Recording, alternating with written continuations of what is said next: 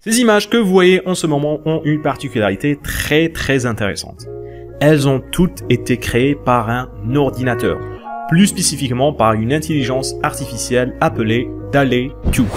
Alors déjà, juste ça c'est impressionnant. Maintenant, voilà où ça devient complètement fou. Ces images ont été créées à partir d'expressions données à l'intelligence artificielle. Par exemple, un koala jouant au basket va générer cette image. Une image qui n'existait pas auparavant. Là, ce n'est pas du Google Image Search. Cette image a littéralement été créée de toutes pièces par l'intelligence artificielle. Et elle peut créer des images insensées, comme par exemple une chaise en avocat, et elle donne même plusieurs variantes d'une même image, comme par exemple un koala conduisant une moto qui va donner toutes ces images, voire même un dauphin dans l'espace, ou même un chat Napoléon avec du fromage à la main. Toutes ces images ont été créées par cette intelligence artificielle.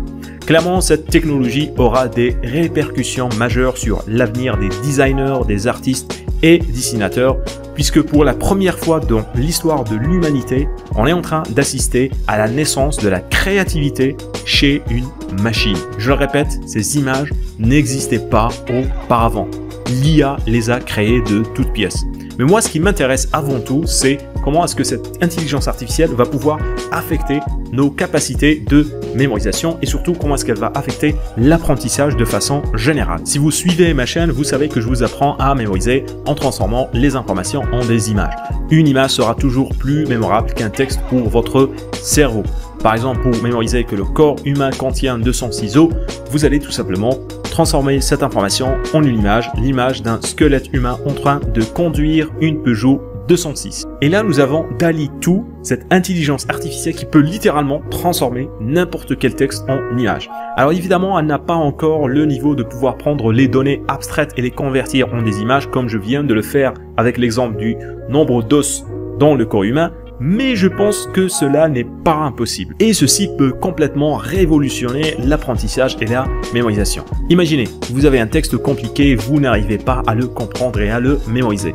Vous le mettez dans une application, elle vous le transforme en mind map ou encore mieux, en une séquence d'images mémorables que vous n'avez plus qu'à mémoriser. Bon, cette technologie n'a pas été créée pour vous aider à mémoriser, mais personnellement, je pense qu'elle sera parfaite pour cela. Déjà, elle va vous représenter les images que vous avez créées en transformant vos informations en des images mémorables. Processus qu'on fait que mentalement maintenant. Par exemple, je ne peux pas vous montrer les images que j'ai en tête pour mémoriser des informations. Par contre, avec cette intelligence artificielle, cela sera possible. Ce qui fait que pour les gens qui ont des difficultés à visualiser, à imaginer des choses, cette intelligence artificielle va énormément les aider.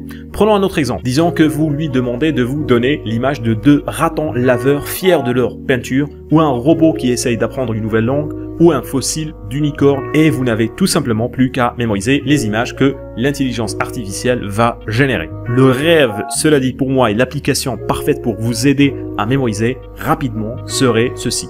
Vous avez un logiciel dans lequel vous allez mettre votre texte.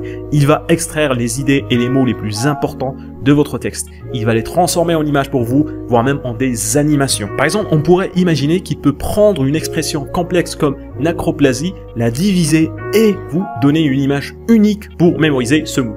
Tout ce que vous aurez à faire, c'est mémoriser les images obtenues. Et là, je me dis, elle est où la limite? Est-ce que nous allons pas finir par avoir une intelligence artificielle qui va fabriquer des films d'animation au complet directement à partir de romans? Est-ce qu'on va pas avoir une intelligence artificielle qui va nous donner un film à partir d'un script?